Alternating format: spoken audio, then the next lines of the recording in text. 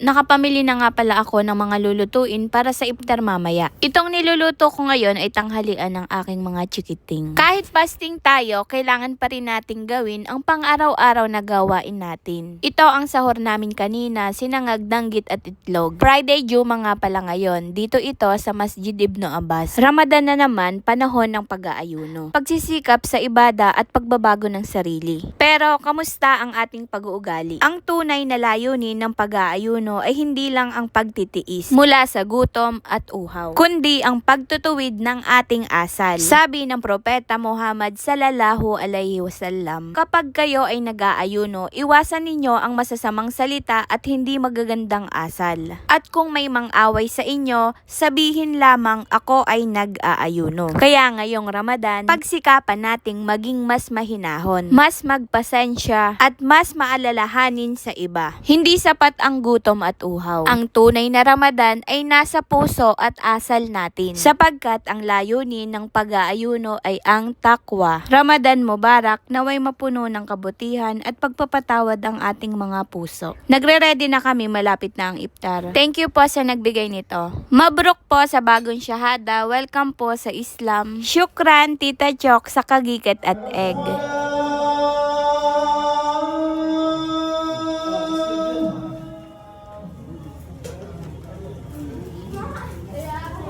Ashhadu an